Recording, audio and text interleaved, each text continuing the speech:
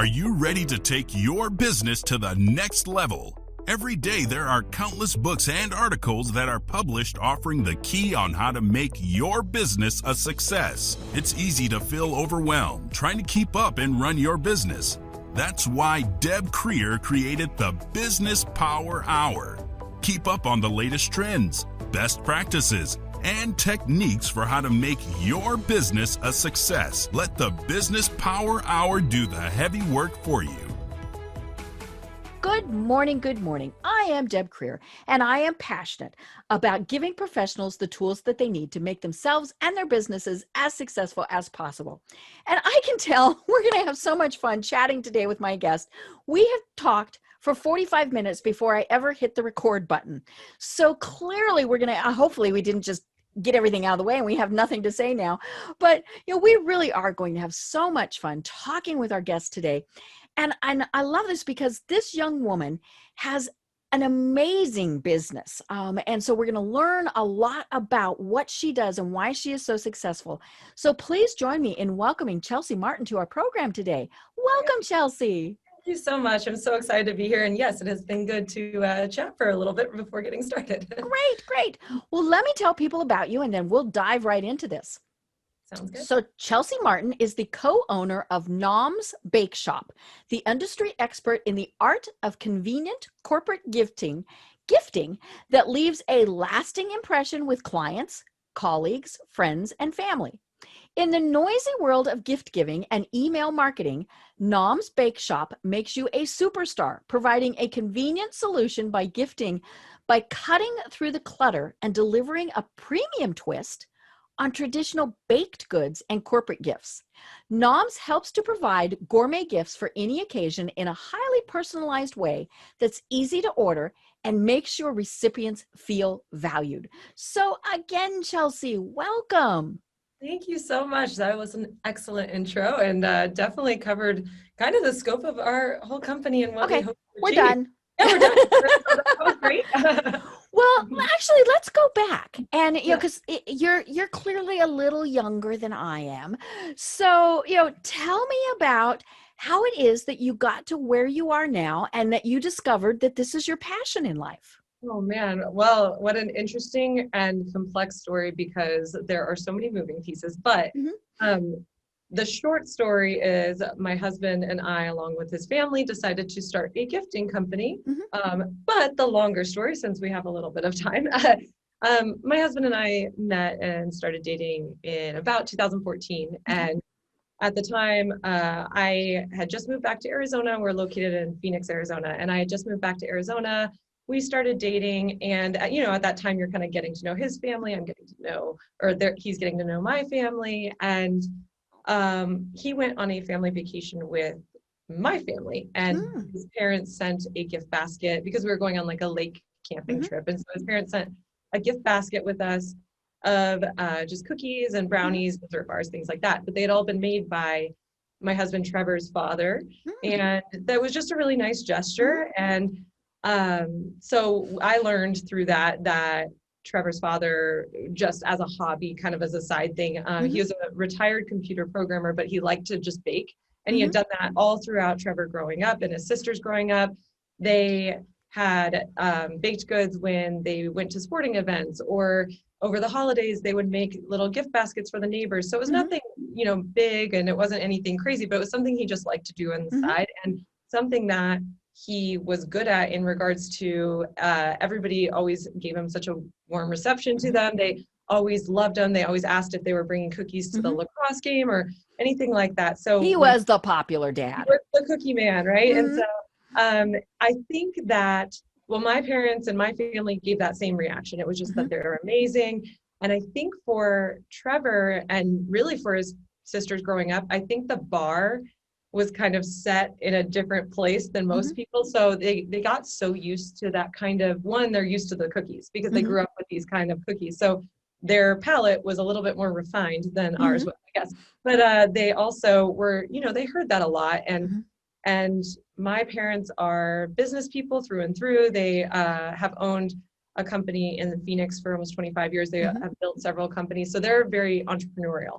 Mhm. And of course, naturally, they're like, you should sell these. You should get your dad to sell. Right. You can make a fortune. Yeah, and you know how that is. I Mhm. think I think it's a compliment, but I think it's a Mhm. common response if anybody does anything well. Mhm. You know, if Right. you do jewelry, you should Mhm. sell your jewelry. If you Mhm. paint, you should sell your painting. So I think that was not, it's not that it wasn't appreciated, but I think it Mhm. wasn't taken very seriously because they'd Mhm. heard that. And also, I'm not going to come out of retirement and be a baker now. You know, Mhm. what are you talking about? So, Right.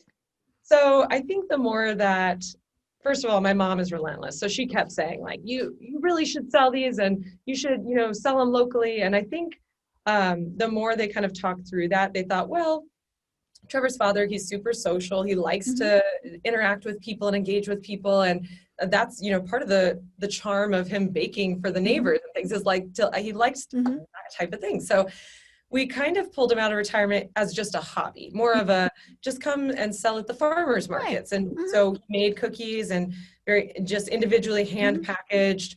And they were a hit, and they were a hit. We started to get him into call centers in the Valley to kind of just be a vendor and just very small scale stuff. Mhm. But the reception was tremendous and it Mhm. was always positive. And I remember my husband saying, you know, I'm used to people hearing this, but being there in person and seeing all of these people that don't know us and Mhm. don't have any tie to us coming up and saying things and constantly buying them again, you know, that sort of reinforcement was a little bit different than your neighbor telling you your cookies are Right. great because they have to, or, you know, so at that time, and that was more into the 2015 time, Trevor started to just feel like he is an entrepreneur. I feel like the only place that we are very different is that he was born an entrepreneur and I was born a list maker. Like if you give me a list, I will check off everything on the list, but I'm not sure if I was built to be an entrepreneur naturally. And he was like, you could tell he was meant to work for himself. So he was in a place where he's like, I think I'm ready to maybe make the jump and work on this and see if we can build this out a little bit. So they built out another part of the home into another kitchen. They outgrew that. As they outgrew that, Trevor looked at a commercial kitchen space and we ended up buying a commercial kitchen space in Phoenix, which is a pretty big jump. But that also meant that we had the opportunity to scale the business in a different way, which meant we could ship nationwide, whereas when you're under certain laws with out of the home, there's certain things that you need to go through, and we have the capability of shipping across state lines, which meant we now can start to advertise this as a bigger beast. And but with shipping also comes another animal, which is how are we shipping? How are we getting these cookies into the hands of other people?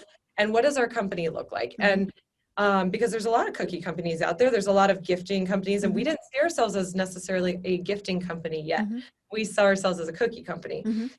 So around the same time of all these things happening at once, my family, because they owned a company, it was the holidays, and we would go over there to their house and see them, and we'd start to see the annual stack up of gift baskets that were like on the counter. And it's always met with like appreciation. It's a nice gesture. But it's like, oh God, they sent us more popcorn. There's more pretzels, which I mean, I'm sure there's somebody out there that loves 7 baskets of pretzels, but they're, you know, they were just very similar. And so it is meant to be a gesture. Like at the core, it's something it's from the heart. Right, exactly. But we all know as business owners, there's a couple things that happen during the holidays. One is you're busy. 2 is you have a Rolodex of clients or colleagues or partners that you really do want to show your appreciation and say that you appreciate them, you wish them a successful new year, all of that. But number 3, back to number 1, you're very busy. And so what happens is, as much as you'd like to send all 40 or 50 or 200 people a personal gift, it's very difficult in your time to find those things, then also go to 200 different websites, then also pick them out and send them. So what happens is you do the master upload of 200 holiday baskets. And if you're doing it and your partner's doing it and your colleague is doing it, then everyone's doing it. And that means there's tons of gift baskets. So that was just a thing that we noticed, and we thought, maybe there's a space for us here. Mm-hmm. Maybe one, I mean, I hate to be biased, but a lot of people love cookies. So that's a different thing than the freeze-dried salmon or the crackers. It's a little bit of a change up. But then two, how can we package this in a way that's a little bit meaningful? It stands out just a bit. Right. And it still has the convenience factor of sending a gift basket with a personalization component that says, I actually thought of you. Like, you weren't just a number on this long list. Yeah, you didn't pick out item 12 on page 22. Right. This has, this has your name on it, literally. And I customized this gift box for you. And so that's where we really dove in and tried to identify the packaging for that. And that's kind of where NOMS started to form ourselves position ourselves as a gifting company and really look at what we look like as a company, instead of just being, oh, we sell cookies. Now it's okay, we do deliver cookies, but it's the gifting experience, and it's how do we add that meaning behind it. So we ended up finding different gift box options that we really love. There's our regular, we have our gourmet cookies that are individually wrapped in all of them. So it makes it really easy, especially right now, but it makes it really easy for sharing. If you sent it to an office, you can all just pass them out. You don't have to eat them all at once. And so it has that premium feel to it already. It's not just a tin of cookies that maybe got shaken up in delivery and now they're all dust. And so we have two gift boxes. One is this beautiful white gift box that has a magnetic closure, but we have a sleeve that you can customize that fits around it, full color, all 4 panels, and you can put your logo on top. You can put the recipient name on one side, anything you want. It can be yours, tailored exactly to you, which means the recipient knows that you created this, that does carry a little extra special meaning.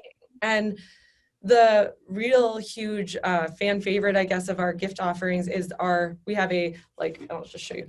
We have this beautiful wooden box, and we do laser etching in-house, and so we can actually customize that beautiful slide top lid with your logo, or it could say, congratulations, Deb, or it could say happy holidays, or it can, and it's an item that they keep. And that's where, the value actually extends beyond just the cookies, because even our classic white box is beautiful and rigid. It's not just a flimsy paper box, but the wooden box is this actual keepsake beyond the cookies that you can use. So a lot of people use them for catch-alls or storage, but a lot of people display it on their desk or, wherever they want. We've also seen people use them as succulent gardens and things like that. They really just like keeping the box, but it has that extra, there's just even more beyond the cookies. And I think that has really provided a value to people, because we do everything in-house. So our turnaround time is fast, meaning if you wanted a custom box right now and ordered it, it would ship out the door. If it was before noon, it might ship out the door same day, but it'll ship out the door tomorrow. And that has been the most important factor to us, is doing everything in-house, being very hands-on, being very flexible, because ultimately the goal is to make it as convenient for the sender as possible, so that it is like sending a gift basket. But then for the recipient, it has that extra special meaning behind it. But you don't have to do the heavy lifting. Let us do the heavy lifting for that part and get those things out. And I think it's just been really cool, because we see how different companies use gifting, because the holidays are here, but gifting and relationships are forged all throughout the year.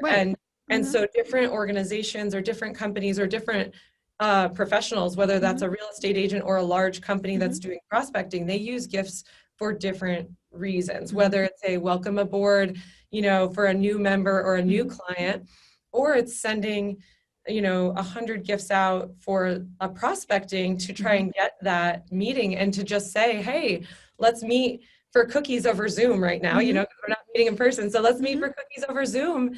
And I made this gift box for you. That's going to stand out more than necessarily an email or a postcard that is addressed to whomever lives here. Occupant. Yes, dear resident. So that's kind of where our history was and how we found our footing in the gifting industry.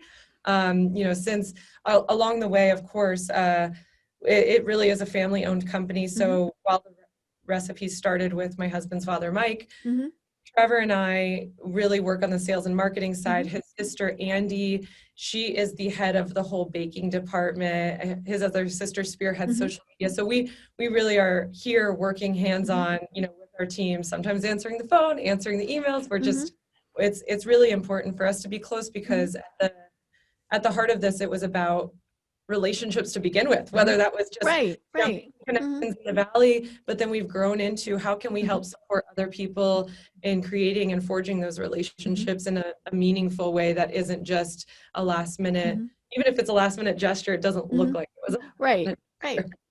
So now, do you have a storefront where, like a bakery, where people would come in and buy things, or is it only the mail business? So we don't have like a traditional kind of bakery where you'd come in and have coffee or anything like that. Right now we do have the commercial kitchen facility, which is kind of like this best kept secret, because it's just this white stucco building nobody knows about. And then every once in a while we'll have, but it smells really good around there. Right. It smells a lot like peanut butter over here, and I'm not sure why. And it's kind of amazing because it is this beautiful kitchen, but every we'll have a tour or like an event, or the news will come and see it, and they always walk in, they're like, I would have never known this is your bit. It's beautiful, and my husband designed it, and my sister Andy, she maintains it. And then we also have a fulfillment center next to Arizona State, and it's our corporate offices, and then that's where all of the actual gift boxes are customized and assembled and then shipped out the door. So we've got quite the process. I love it. And I was looking on your website, which is getnoms.com, like nom nom nom nom for people who are confused, right? See, I got it. And what surprised me was the price, because you're talking about, a laser etched wooden box, and I'm thinking, oh yeah, this is like several $100s, and it's not.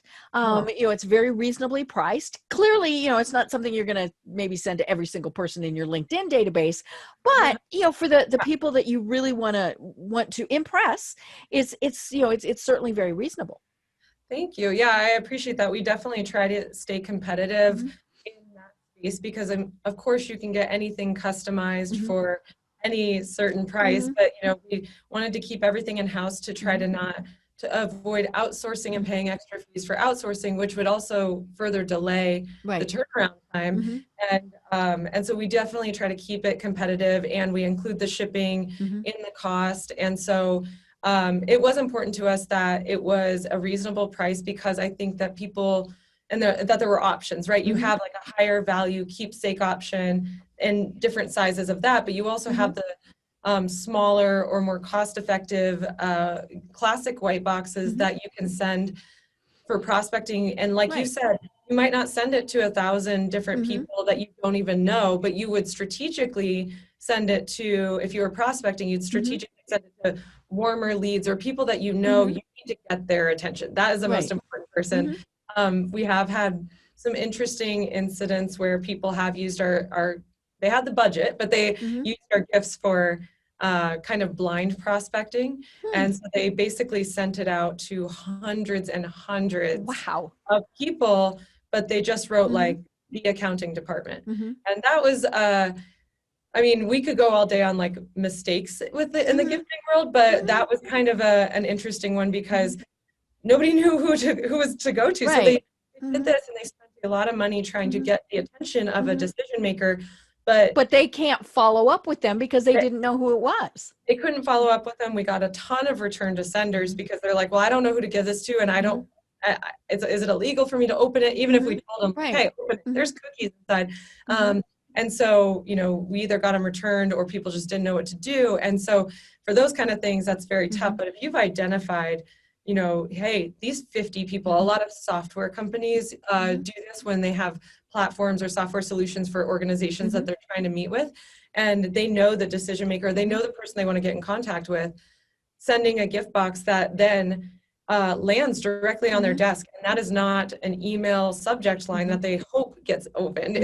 It's a, hey, I'd love to connect with you from Chelsea. That's a really powerful way to get somebody's undivided attention, even for 30 to 75 seconds. And let's be honest, that is a lot right now, because a lot of people I can just click everything and delete it, but sending cookies, you're going to get their attention for a second. And if they share them with the office. It's another moment where people are just happy and interacting, and it just leaves like a positive kind of impression of if you're doing this as the way to just have a meeting with me, then what does that say about you in regards to how you handle business when we are actually officially doing business? Like this is, so I think it sets a really good tone. But yes, I mean, I appreciate the comment, because we definitely do to try to create different options for whatever gifting reason you have. Right. And I love this statement on your website. It says, as a family-owned business established in 2015, Nom's Bake Shop was founded on a very simple truth. Good cookies save friendships, marriages, and lives. They keep your boss happy, your boyfriend quiet, and your neighbor in their own business. And thus we felt it was our duty to use this sacred knowledge to spread joy and enable you to do the same. I thought that was the coolest thing. I mean, that's basically a mission statement. Yes. So for people who are going, I don't know how to write a mission statement, that's a mission statement. Oh man, well, thank you. Yeah, we definitely, we just like to have fun. I mean, at the end of the day, as I think everybody knows, a lot of people listening are likely business owners or involved in building businesses. It can be stressful. And this is no different in regards to, this is my first rodeo building a business. And there's some times when I have to pause and say, they're just cookies. Like at the end of the day, and I obviously it's beyond that, because it is your passion, it's your dream. But at the end of the day, I was like, they're just cookies. And so sometimes we do really like to have a little bit of fun with the branding, to say, this is meant to make you smile at the end of the day. And hopefully it does. Right. So, you mentioned that this is your first business. What were some of the challenges that you found, in just setting up a business? And, there's probably lots of food-based challenges, things that, hoops that you had to jump through there. But, just what were some of the things especially things that you didn't expect? Yeah, so I think, of course, yes, you could go all day about, we did not grow up in the food industry. So of course that, I can't even, now looking back, I can't even believe all the information we've absorbed, because it just seems like an iceberg that I did not know existed. So that all aside, building a business in general, like I had mentioned, Trevor, he just has a natural ability to jump out and work for himself. Like he was always going to work for himself. I have no doubt about it, whether that was even being an independent professional, like a realtor, right? Where you command your own clientele and all of that. He was the kid that sold rocks, right? Right. Yeah. He was meant to be his own boss. And it's not that I wasn't, I just didn't think I knew that I was. I was not, that was a pivotal moment for me when I left my regular job, and just all of a sudden there was no paycheck, there was no, and that was, something I had been doing that I could just stay, I could cruise. I build writing content or doing any of that it was just natural for me. So the idea of just giving my 2 weeks even was beyond terrifying. And I mean, the poor guy, like we had only been dating a little bit, now he's used to me, but at the time I think I cried every night for like 2 weeks, only because I think I was just scared. It felt like all of a sudden the safety net was gone. Yeah. And it was just a bizarre feeling that I'd never, and there was a moment where he said, if you're feeling this way, maybe this isn't right for you. And for some reason, he also, that comment alone was enough that I was like, no, I'm going to make this right. But so getting past that, now on this side, I cannot imagine my life not this way. But that first moment, everything became new to me, because at the time I had this role in marketing and corporate marketing, and it was very comfortable. But at the end of the day, you did, even if you spearheaded your own projects, you still had a list. You still had, we got to do this, and this by Q4. And those lists were still there, because that company was established when you joined. And when I joined Noms, we had to build the list. We had to make the strategy. We had to figure out who the clients were. We had to figure out and that stuff was so new to me because there was nobody above me saying, do this, do this, do this, and this is due at this time. I had to create that, and that was a little bit terrifying. So that, of course, was new to me, and it was new to Trevor too, because we had never worked in this industry. So identifying clients, what do our clients look like? You know, we started this company as a cookie company, or thinking we were a cookie company, shifting into a gifting company. But there was a long time that we were so focused on the product inside the box that we were, you know, people would ask us, who are your ideal clients? And we would make the joke of like, anybody with a mouth, you know, right? Anybody who eats a cookie, right? And that was really a downfall, or at least something for us that it was a teachable moment for us, in that it took us a while to identify those, because everybody likes cookies. So our brains were going everywhere. And we were not really reeling it in and saying, let's narrowly focus. I think part of that is because, and we still are a small and growing business, and we still are hungry, but we were hungry back then for any sales. So anything you could do, you were going to do. Right. And what happened is, I think that diluted our strategy, because we were thinking, well, consumer wise, like in the B2C world, we can give you guys cookies. We make amazing cookies. You'll like our cookies, and you'll like our gifts. You'll use them for Mother's Day or the holidays or a birthday. And then in the B2B world, we're like, you'll like us, but you'll also like us for your events, and we could sell you individual cookies there. And we could not reel it in, because we just wanted sales anywhere. And I think that actually was kind of, that actually stalled us a little bit, because we were so ready to get any sale. But now, having moved more into, no, we don't need to educate people, or I mean, I am more than happy to continue to educate people on the power of gifting if they don't know it. But we spent a lot of time trying to educate people on why they should be gifting, instead of focusing over on the people that already were, and saying, hey, we have an amazing gift or a product offering. You already have a budget for gifting.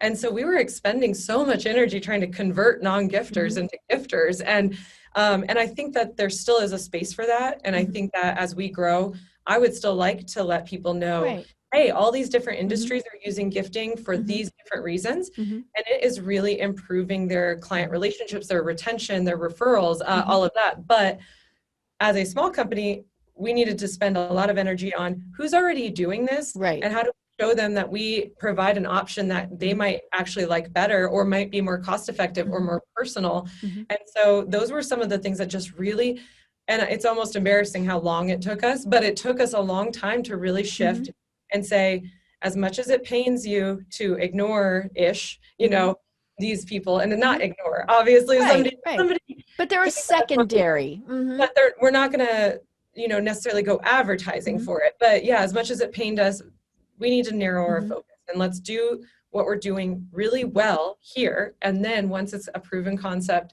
start to expand. And so there was a lot with identifying those clients. And then I think we continue to figure out the best ways to market to people, whether, you know, for a while that was sending out our own product, because our own product. I mean, that's going to be the best way, is here, try these. Right. And it was, I still feel to this day that is it's our best billboard. We send our product and people experience it and they think, this is great. I would like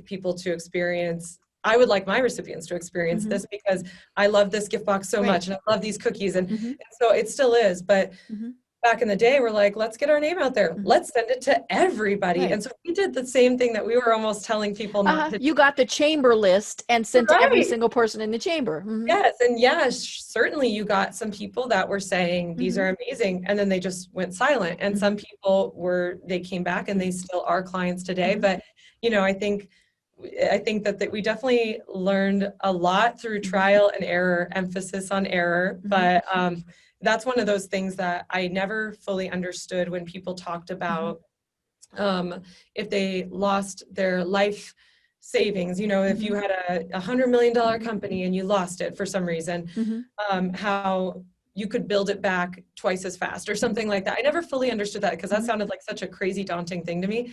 But now, having built this, I mean, so much of it was learning and making mistakes. Right. It's the the initial things Right. that you learn. Mm-hmm. If I could go, if right, you know, I would not, knock on wood, knock on my own gift box, but I would not like to have to start over. But had we could get to where we are a lot Right. faster now than, you know, before. And so there are mistakes abundant and learning processes, but it's all been worthwhile, Right. and it's really helped us strengthen who we are, and then also have a reason behind the decisions we're making. Because a lot of times people will say, can I ask why you're doing this? And you know, back in the day it was, I don't know, we're just trying to see what works. Now We're doing the shotgun approach. Right. We're, you know, throwing things at the wall and we're just seeing what sticks. But now we can say, well, our clientele is this. They, you know, the most eyes, we get most of their eyes by doing this, or views by doing this, or we've been down this route before and it wasn't very successful because of this and this. And so that makes us feel more like experts in our own right. Through all of that. Well, and I think finding that right market is probably one of the hardest things for people to do, you know, because especially when they're starting out, because they do think I need to sell anything to anybody.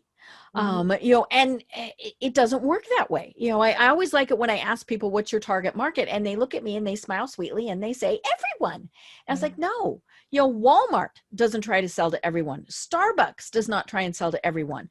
You know, they have figured out that there are certain people that their products are going to appeal to, you know, and I mean, clearly there are things that there's price differentiation and, you know, and, you know, there's a whole bunch of different ways to really start doing that. But yeah, until you know who it is that you're going to sell to, then you really are just using the shotgun approach, and you're going to hit some things. I mean, you know, that's just the thing, but you're going to miss so many more. You know, exactly. Yeah. And your, yeah, that was me. That went, who's your ideal client? And I was like, everyone, you know, and that was totally me circa 2016. I remember that, Chelsea, very well. And it wasn't cute. I remember they didn't think it was cute then, but I thought it was cute, but it wasn't. And but it is exactly what you're saying. And it is, nobody has actually said that to me, but like the Walmart thing, nobody has said that, even though you are correct. Like Walmart doesn't even try to sell to everyone. They have low prices, but they're not trying to sell to everybody. And I think that was a tough place for us to transition into, and then also accept. For example, you know, we're very passionate about our cookies because at the root of all of this, our product quality is extremely important. That's what this was started on. It wasn't started on, you make really great gift boxes. It was started on, your cookies are amazing. If we lose that, that's our heart, you know. But that being said, we have transitioned into trying to position ourselves as a gifting company and being seen through the screen or through advertising from our audience as this is a gift. And it doesn't mean you can't treat yourself. It doesn't mean you can't buy a gift for yourself. However, we have learned certain things, such as in our advertising, digital advertising. We put the gift box there and we put the cookies there. But when you're scrolling through advertising and you see cookies, often I think that triggers a behavior of wanting, oh, should I buy these for myself? Even if you read the text that says it's a gift, you see a good cookie and you click it. So we had an overwhelming response, which is kind of funny considering what we just talked about, but we had an overwhelming response in our ads, on our comments of, these cookies are way too expensive. I can get Oreos for cheaper. And it's like, why would I buy them when I can buy a thing of Oreos? Right. And so we are, you know, that another learning process of, there's some, even though the photograph has the gift box, even if the text says it, there is some disconnect right there, that our audience is seeing this still as cookies and they're not seeing it as a gift. And those are things that you just have to do and then learn. And my husband, it's so funny because this sounds so obvious, but it was not until recently that he said, what if we just put a bow on the box? And I know that sounds like duh, but our gift box to us, we're so close to the company. And I think that any company goes through this, whether it's with advertising or a website design or anything, we're so close to our own company that we see a gift box. People might not see it as it's a gift box, darn it. They might just see it as a box that has a logo. They don't know how premium it is. They don't know anything about it. So they don't associate gift with just because there's a box there. And so but that bow people the go, bow on, oh, right? well, that's a gift. And that's exactly what he said. I am embarrassed to say how long that took, because I mean, when I say he recently said it, I mean, he said it 20 minutes before I came in here. Oh, And no. that has been like, we've been trying to figure out Right. what it is. And so you'll probably see our ads, and they'll probably have bows here in the next few weeks, but it was just such a moment. And the only reason that I think it surfaced for him was we had the conversation while we had somebody else's ad pulled up for, I think it was jewelry, and the box had a bow. Had The a bow on jewelry it. box Yeah. had a bow, and he was like, "What if we just put a bow?" Yeah. And it was just such a moment where you're thinking, I can't break through to my own clientele. Why can I not get them to see my product the way that I want it?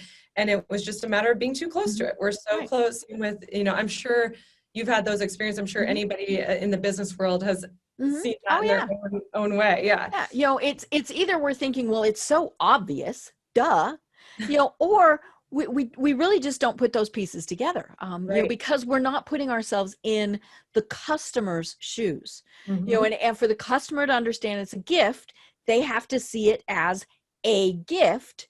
And a gift has a bow on it. Right. Or a thank you card sitting next to it, or something that that 2 and 2 all of a sudden really did make 4. And we've all done that, where it really, and then you stop and you think, okay, that really was really pretty obvious. Or somebody else will say it. They're like, well, duh, why didn't you just put a bow on the picture? I know. Okay. Yeah, that definitely had a moment where I was like, how did we not see this until now? And watch, I have no idea because we haven't tested it, but we'll put this silly bow on there and it will change everything. But that's well, and then of course the color of the bow makes a difference, because is it going to be thought of as a Christmas present? Is it, all of those various things? A white bow, and you think of wedding gifts, or is exactly. And you don't want to have it look like kids. That's that. And so, that ends up being the fun part of marketing, because that's where you do the A/B testing. You run an ad with a blue bow, you run an ad with a red bow, and which, all of a sudden in this land of, elections, that means something totally different. I was like, be careful with blues and reds. I don't know. Gotta watch that, and there's always going to be something that somebody says, why didn't you think of, it was interesting. I was talking with somebody the other day about how cultures think different things about your business card, about bows, about colors, things like that. We were talking about the fact that reaching out here to get my card. In Asian cultures, a business card is very treasured. And so here, if I hand you my business card, you're going to take it and you might not even glance at it. You're just going to throw it on the table, right? We're at a networking thing, they're dealt out like cards, we get them and we go, and we put them on the pile. We never look at it. You don't do that, especially in Japan. In Japan, you are handed a card with both hands and you take it with both hands. And then you look at it and you treasure it because it is an extension of them.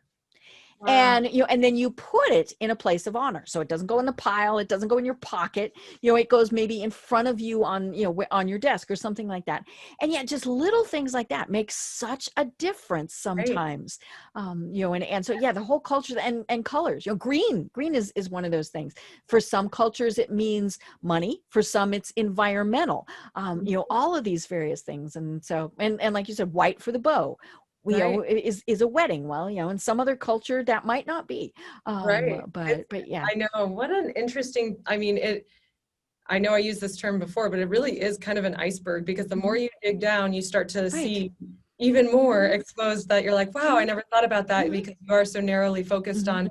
And we've talked about this, my husband and I recently talked about how a lot of marketing, or a lot of the decisions that we've made with our website, for example, our website had to be customized because we weren't just doing gifts that we have this customization component that makes it difficult to just do a plugin, right? So we had to customize our whole website, which was a whole beast. But in doing that, we had to design, okay, what does the flow look like? And what does the checkout process look like? And where do we want to ask them if they want to put a password to log in so that they can have an account? And I had a flow in my mind, Mm-hmm. and my husband had a flow in his mind that was so different. I swear to you, it sounds like we're very opposite, but we are almost the same person. Mm-hmm. But there's two things that apparently we're very different at. And one is that he's just naturally an entrepreneur. The other Mm-hmm. is when it comes to the internet and ads. He's like, I will not buy from somebody just because their ad popped up in the middle of the thing. And I'm like, oh, really? I just bought something from that. Yeah. Like, our Mm-hmm. behaviors are so different. Mm-hmm. And I think that one is frustrating because it means I don't get my way all the time. But then two, it's interesting because hearing that makes me think, wow, okay, if I were just by myself designing this, I would design it Mm-hmm. the way that I Mm-hmm. like the experience. Mm-hmm. But that doesn't mean, one, that everyone does, or even the majority of people. Right. I have no idea. And so having my perspective and his perspective, Mm-hmm. you know, combined with, we have, you know, his sisters and other people that have lent their experience, and it's like, Mm-hmm. it's, you just really never know. And then, you know, on top of it, like what you said, there's a whole another culture component. I would have never thought that. Well, I mean, I definitely think around the holidays we try to be like, oh, should we use a red bow, because we definitely don't want it just to be, you want it to be a Right. It's not religiously Christian, neutral shall we say? holiday. Yes. Right. And so it's, is it blue and silver, or is that true this way? And so is it just silver? And so you definitely have that in mind. But like, I mean, with gift giving, or, you know, I've read and heard, but I don't know how much truth that there is to this, but in certain cultures, when you send a survey, for example, and it says, how do you rate us on a scale of 1 to 10? That some cultures, there's never a 10. You can never get to 10. You cannot be perfect. Right, which means that 9 is the US culture version of 10, because you can't ever get to 10. But, you know, but we don't read it that way. We read it as, what did There's we something do wrong. What did we do wrong that we need to fix to make that a 10? And it's like, you'll never get to a 10. It doesn't matter. But those are things that, unless somebody tells you, you're always going to think, why is my survey coming back all 9s? And what am I doing wrong that everyone's rating me 9? And so those are just very unique things that, without either talking to your, you know, the demographic of your clientele, or getting feedback, or focus groups, or any of that, you just have no idea. Right. Well, and then the hard part about all this is, at some point you have to make the decision. You know, you have to say, we're going with blue bows. Right. You know, and stop. And of course, the problem is that, you know, the whole analysis paralysis type of thing. And the internet doesn't help, because, you know, we can go down those rabbit holes forever. And, you know, and you really do at some point just have to say, you know what, this is the way we're going to do it. If it doesn't work, the world did not end, and we can change things. Right. And I think that, again, is where so many business owners get stuck, is they try and they want the 10, you know, and whatever it is, they want it to be absolutely perfect before they ever even maybe release the product. You know, like, for example, you might have looked at the wooden boxes, and I love those wooden boxes, and I really love that you personalize those. I think that is so cool. But, you know, you could have, you know, what type of wood? Now, I'm sure there were a lot of these decisions that you had to make, because, you know, what type of wood is going to help preserve the cookies, and yada, yada, yada.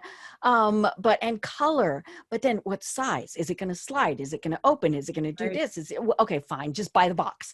You know? Absolutely. And you know, one of the things that happened with this box is, we started out with, so I know I kind of showed you before, but how this has noms on it. So we started out with our gift box. They all, when we very first formed the gifting side, and we were like, okay, there needs to be different tiers, because there's the different sizes, right? You send 10 cookies for an individual, but if you're sending it to an office, you might want to send 45 cookies. So we wanted the different sizes, and that was easy. But then we felt like you need kind of a classic line, which is our white gift boxes. But then we need this more like an extra special one, because what if it's the holidays, or it's just something that needs to command a higher price point. And that's where we kind of landed on this wood.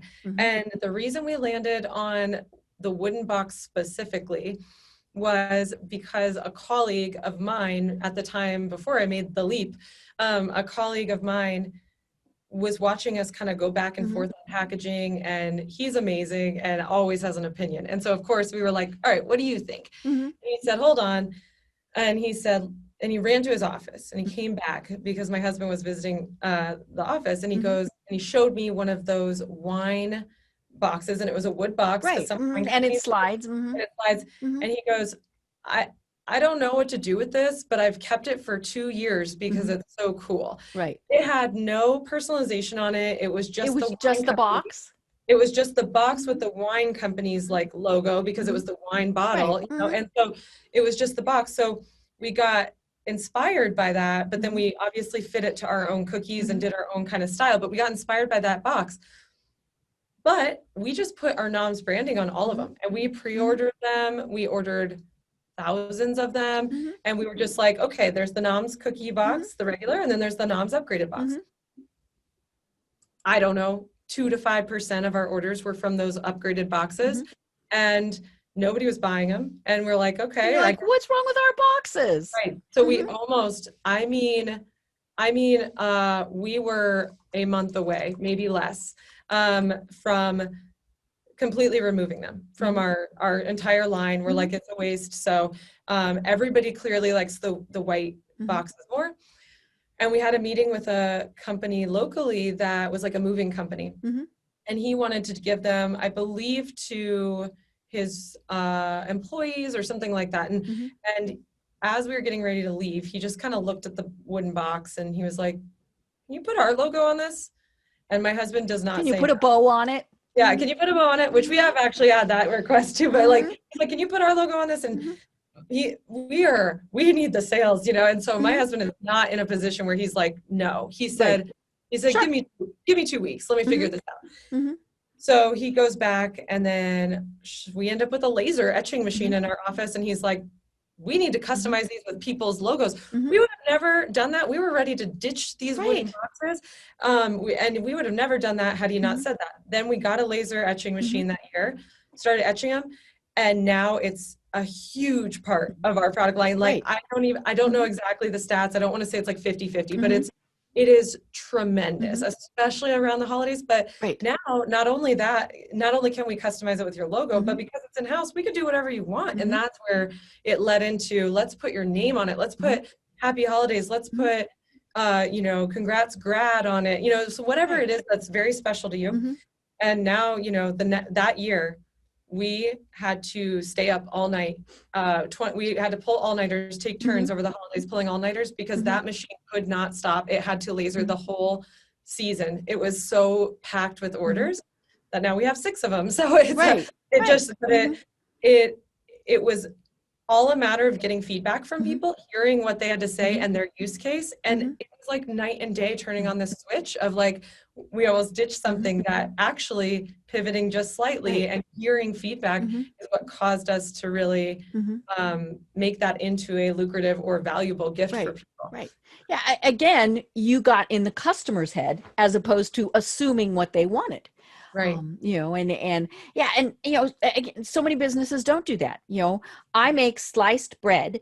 Everybody likes sliced bread. Why don't you like my sliced bread? Oh, I'm going to go out of business because nobody liked my sliced bread. Right. You know, and maybe they just wanted it in a different shape, or they didn't want it sliced, or whatever. You know, and because, you know, when we go into business, we think what we have done is the latest, greatest thing in the world. And we can't imagine that anybody would want to change it. You know, and so that's the key, is to go, you know what? It's gonna, it pains us to take our logo off, because of course it's a big marketing tool. But if you're going to buy it with your logo on it, we'll do that. That's okay. Right. Well, and it's like the box was chosen because we heard one person say, I kept this for 2 years. Right. And we put our logo because we essentially saw one with the company's logo. We're like, oh, that makes sense, you know? Yeah. Oh, yeah. And it's a marketing thing. You put your logo on stuff. Sure. You know? It's still nicer. They'll keep it. But in hindsight, I don't know this company Noms, and except for that you gifted it to me. And they're great. But like, no offense, Oreo. But if Oreo was a gifting company and they sent you a box that said Oreo on it, and you had no tie to them, you had never for I go, them or anything. mhm, You're like, well, that's weird, but okay, mhm, but so it took, and then it took a second person's feedback to really pivot and change that and that. right.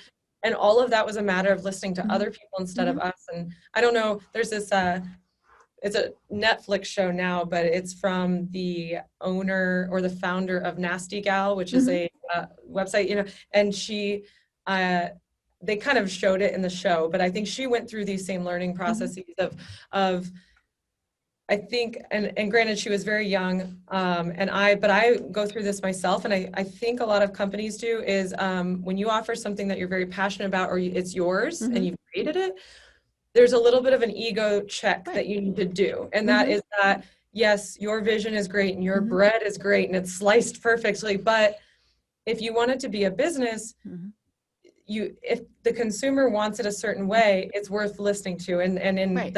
And with Nasty Gal with Mhm, Sophia, I can't remember her last name, but she did Girl Boss. mhm, It was the same thing. If she started acquiring clothes that she mhm, was like, this will be, I need to tell the people what they want. mhm, And there are some circumstances like technology and things that you tell mhm, people what they want and they follow. But mhm, she was, just so bent on, I need to tell them what they want and they are going to like this style of clothing. mhm, I'm just going to beat them over the right. head with it. Mhm. You And that will like part, it. Mhm, yeah.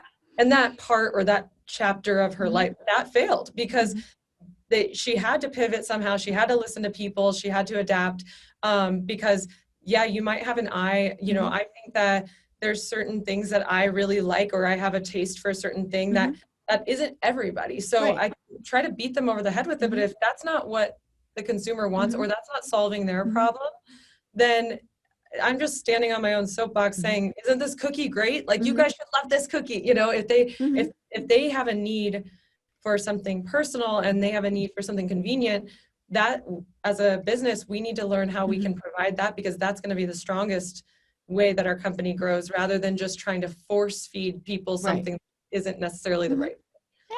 Yeah. And it comes back to the fact that they're giving it as a gift, Right. and so they want to give it with their information on it or, whoever's receiving it Right. as opposed to yours. Right. And so I love that, and it's funny. I was remembering years ago, I worked for an ad agency, in Longmont, and we like to do things for our clients, especially at Christmas. So we would do these things and we had one spectacular fail and we thought it was going to be the coolest thing in the world.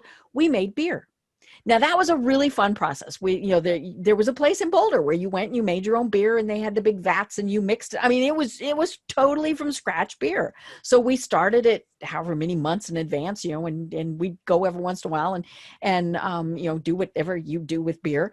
Um, and then we had all the labels custom made. I mean, and these were fantastic things, and they were oversized beer bottles, and so it was very cool. We shipped them all off, and a couple days later, here came a whole bunch of them back, and we're like, well, what we didn't know was that there are many states that you cannot ship alcohol into, and we would have been fine except some of the bottles broke. Oh, And they're like, and fortunately this was long before people thought, oh my God, they're going to kill us. But they just went, I smell beer. And they realized that we were shipping beer. And so and it was really funny that they returned them to us. We just, that was pretty huge. So we had a lot of beer, but people loved getting our personalized gifts.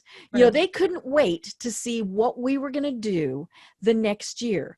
And that really was so much fun. But yeah, that's where it helps to kind of outsource those things, to know that we couldn't ship beer to other states. Yeah, we didn't know. We looked into maybe a wine or beer type Mhm, of right. box, and I think that's something down the road we can Mhm, do. But at first, that gave us a headache even mhm, looking at that. It was right. like, oh my gosh, across state Mhm, lines, and mhm, what's going to get returned, and do they need to be 21 to mhm. sign for it? And Oh, yeah. so all of that you just don't even think Mhm, about until you're in it, mhm, and like you said, it's a massive mhm, fail, and you're like, wow, we did not know that was going mhm, to happen. We haven't had any crazy things. We did have one where we kind of laughed because somebody sent a box of cookies to the Pentagon, which was uh-oh. pretty funny because Mhm, I don't think we realized it was going to the Pentagon because we have a whole process of as you check out, the label just gets right. processed. Yes, it's not like you're reading it to see where it Right, goes. right. So until it got returned, and I remember it was during kind of the preliminary COVID days where like the office was quiet. We had shut down for everybody, and it was just our family, just working everything. And I got the box back, and I was like, this feels light. And So they took some out. I opened it, and they took out the whole gift box of cookies. They took out all the cookies, and they returned the box with like a letter that said the Pentagon this has again. no choice but to go through this. But they took all the cookies and then returned to sender.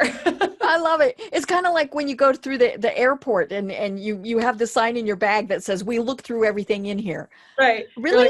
Cool. You have repacked it a little bit nicer, sure. I don't know. Yeah. I hope you did the laundry, but I love it. They took all the cookies out. That's hilarious. Hilarious. And you wonder, did they eat the cookies, or did they, because they should have disposed of the cookies. I mean, as a security thing, they probably should have disposed of them, even though, as you said, they're individually wrapped. You clearly follow all the regulations, all those things, but I think if you work at the Pentagon, you're probably already kind of on high alert. Like, so I'm guessing that I'm guessing them being packaged wouldn't stop you from feeling worried about it. So I think that they probably got them. I have a friend that works at Quantico. I'm going to have to ask her, could I send you cookies? Yeah, what's going to happen? But it was just so funny because, of course, we were just laughing like, okay, return to sender, but without the cookies, okay. Yeah. Well, and, it's one of those things where whoever was sending to them didn't stop, they're the ones that obviously didn't stop to think it through, because they thought, oh, hey, cookies, we're going to send them. But yeah, I mean, it's just the lessons that you learn are just entertaining. And then you toss in that it's a pandemic, and holy schmoly, that rules really change with all of that. Right. And like I know we briefly talked about this before everything started, but with that happening, different industries were either forced to pivot, or different industries that weren't doing well suddenly are doing well. With us, with gifting, it definitely caused some challenges. And there were some moments of where people are gifting now that they wouldn't normally, because we're not seeing people. Right. You're not. So, we kind of mentioned like, oh, let's meet for cookies over Zoom. It's just a way to get, more of a human connection. We definitely have a lot of quarantine survival kits as just fun, gifts. But then on the other side, there is some challenges of like, where do people live? I don't have their home. Yeah, they're not in their office anymore. And whereas you could Google the company, you could get their address that way. You don't know where Bob Smith's home is. Right. And we've done it's caused us to be creative and find solutions for that. So we do provide solutions for that and creative ways to kind of try to fix that. But I think with every company, of anybody listening, we have all been forced in general as business owners to learn where you can pivot and where you can grow. And then if anything, 2020 has also forced us to rethink anything, ultimately, I think, that will help people come out stronger as a business person. Right. I mean, unfortunately, this is a very serious time with companies and trying to thrive, but ultimately, as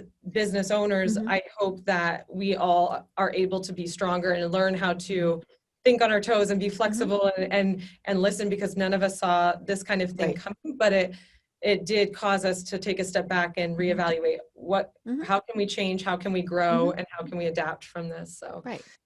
Yeah, I think there's so many companies that once we get through everything, and obviously it's horrible when businesses close, when people lose their jobs and things like that. But I think they will have figured out, okay, here's different ways that we can operate. I'm always talking with people about the fact that I wonder how many offices there will be, how many people are going to continue to work from home, and a lot of things like that, especially when, they might not feel safe sending their kids back to school. So they have to work from home. And they might not be able to. I think we could talk forever about all the differences in that. But I definitely agree. I think it's changed the landscape for everything, because now companies have invested in the infrastructure to allow people to work from home. And even if they wanted people to come back, there are a lot of people that can't leave their children. So now we just kind of are in this interesting place, and we'll see, what the next year brings, and what everything, how the corporate real estate changes in regards to offices and what that looks like. But hopefully we'll get back to meeting in person again soon. Oh, I know. Yeah. And giving cookies. Yes. So Chelsea, oh my gosh. See, this is why I set the timer, because I know that we would still be going hours from now. At some point my stomach would say, hello, it's dinner time. But tell us how people, first of all, how they find your company, and then how, if they want to reach out and connect with you, how they do that. Absolutely. So our company is called Noms Bake Shop, and you can find us on our website, which is getnoms.com. So like you give noms, you get noms. So getnoms.com is where you can actually look at our cookie assortments. You can shop our gift boxes. And if you have a logo, you can even actually upload your logo right there on a gift box and ship out right there. If you were looking for more of a customized design and you were like, hey, Chelsea, I want to put our logo on there, but I also want to put the recipient's name under it or on the front panel or things like that, you can always reach out to us. We have a contact us form. Cool. We have a designer on staff. She can do anything you want, and we'll just show it to you. And if you're like, that looks great, we'll create it for you. If you're looking for inspiration or anything like that, we're also on Instagram and Facebook. So Facebook is just Noms Bake Shop. Instagram is just like our URL. So it's Get Noms. And we're available on any of those. So you could message us if you had questions. You can look at different pictures to see what other people are doing. And then we're also on LinkedIn. That's another big thing for business owners. So we're always looking to connect with people on there. We post different pictures of gift boxes that other people have used. We also post fun kind of information, like top 5 gifting mistakes that people make in corporate gifting or things like that. But feel free to reach out to us on any of those. And we're always excited to chat with people and create something cool for them. Perfect. I love it. Well, I've had your website open this whole time with this gigantic picture of cookies. And so of course it's made me very hungry for, there's lots of good cookies there. But yeah, I mean, it's such fun. And it's funny because we didn't even talk about what you had approached us to talk about, which is direct mail. So that just means we have to do this again. Because this is direct mail. I mean, sending somebody cookies is direct mail. It's not the 10,000 piece mailing, but it's sending something that somebody gets and treasures. And whether it's a postcard, whether it's a handwritten, hey, thank you note, or whether it's a box of cookies, I think that is definitely a trend that we're coming back to. So can't wait to do that. So I look forward to that. So Chelsea, do you have any final thoughts that you want to leave everyone with? I don't think there's anything extra. I mean, I appreciate, the opportunity to be on here and get to speak with you. And I hope that anybody listening found some value in this. This is such an interesting time with everything going on this year. I think it goes without saying, but I think, at the core for us as a company and in general, we just really like to lead with love and hope to connect people and keep those relationships really positive and alive. And I hope the best for everybody else and that they are, seeking the same. And so we're always here if you need to help make that human connection. Great. I love it. Well, I'm Deb Creer. I've been having an absolutely delightful time talking with Chelsea Martin. Can't wait to do it again. But until then, everyone have a great day. Tune in for our next program for even more trends, best practices, and techniques for how to make your business a success. The Business Power Hour, hosted by Deb Creer, is proud to be part of the C-Suite Network.